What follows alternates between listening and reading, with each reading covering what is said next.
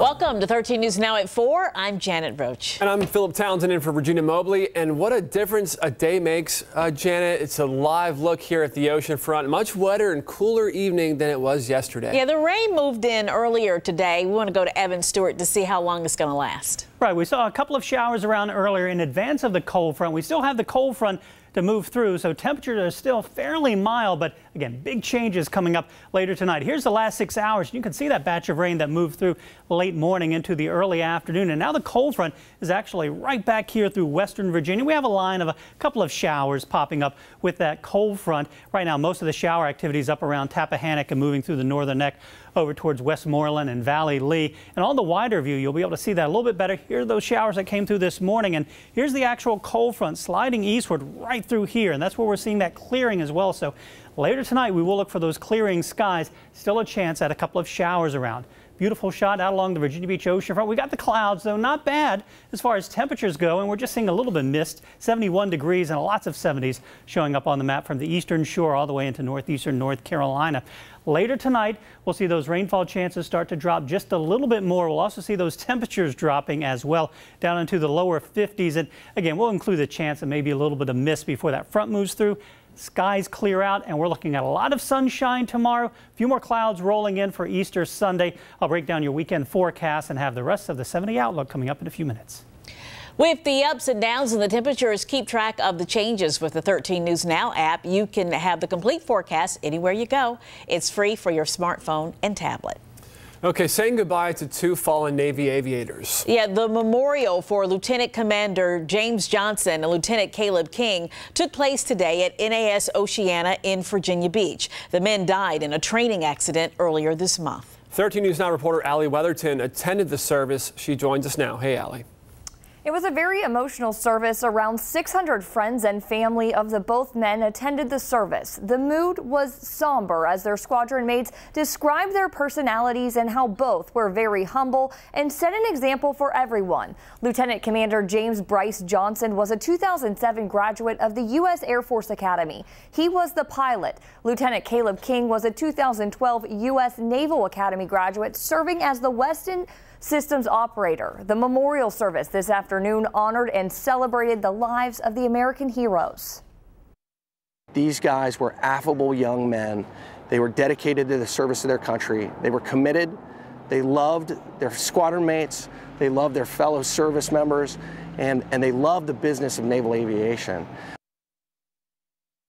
Now, both men were married and King has a small daughter. Now, the investigation is still underway on what happened on the crash. Coming up on 13 News Now at 5, hear how the squadron plans on moving forward after this tragic loss. Allie Weatherton, 13 News Now.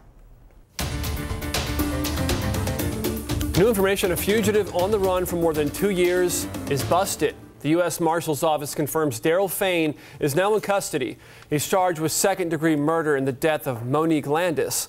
Police found the 26-year-old woman shot to death inside an apartment on Gateway Drive on December 2015. That was in Portsmouth. Investigators say Fain took off after the murder and made his way to Florida.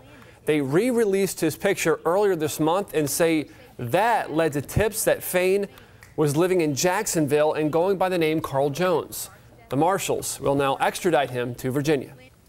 Today, one of Virginia's senators tackled concerns for our local military community. Senator Mark Warner visited Norfolk, and we caught up with him at the Women in Defense Roundtable. And this is what he focused on: addressing issues with security clearances. Business owners find it incredibly frustrating.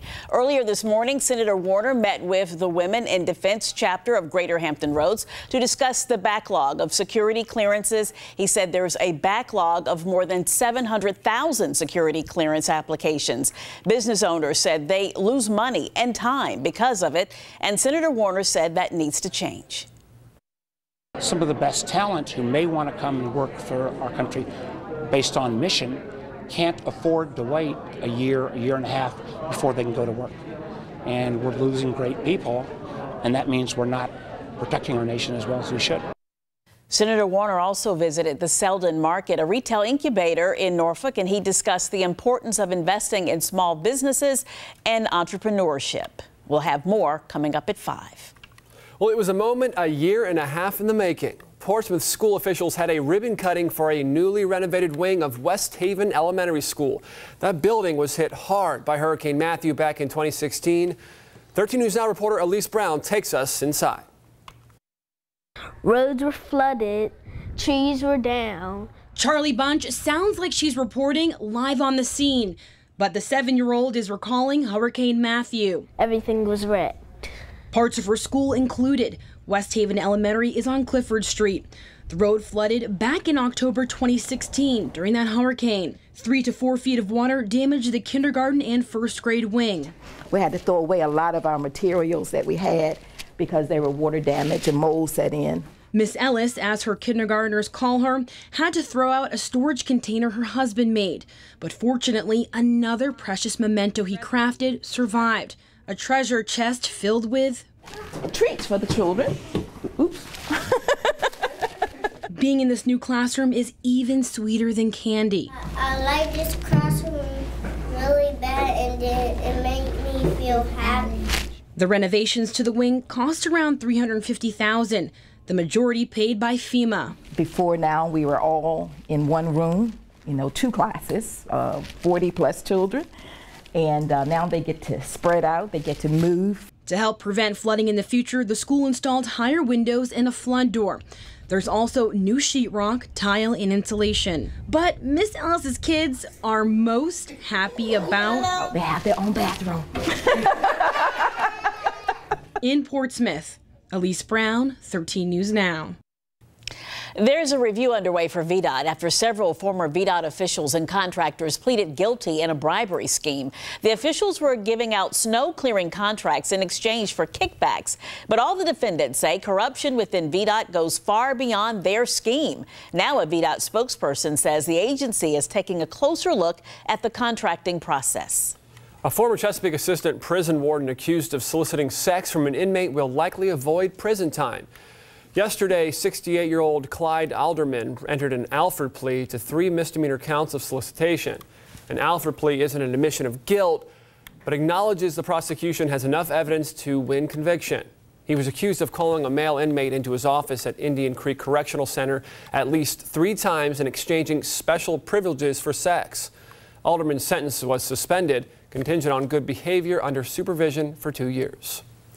And we're getting another reminder that flu season is not over yet. Officials in North Carolina reported 11 more flu-related deaths for last week. That takes the total for the season to 342 deaths. That's more than ever before. And it comes after a second wave of the flu started making the rounds. Experts say even though it's almost spring, you still need to stay aware to avoid the flu. Some pilots in Northern Virginia are trying to use their skills for good. It's all through a company called Compassion Airlift. Pilots like Michael Pearson and Jeff Douglas work with the organization. They pick up patients and fly them to faraway hospitals for treatments, surgeries, and even appointments. And the patients don't have to pay anything out of pocket. The pilots say it's a lot of work, but it's always rewarding. I had a 7-year-old with brain cancer. I mean, you're watching him. And he's just so excited about the plane ride. So part of our job is to help him, but make it fun and nice for him and help him keep calm and take away pressure that's otherwise there. Compassion Airlift pays for the flights mostly with private donations. Here at home, you have a chance to help children fighting cancer. This weekend is the end of the CHKD Roundup at Farm Fresh. Now through Sunday, you'll have the option of rounding up your bill when you check out at Farm Fresh. The extra money goes to CHKD Cancer Research, and this is the 18th year for the Roundup, and 13 News Now is a proud sponsor.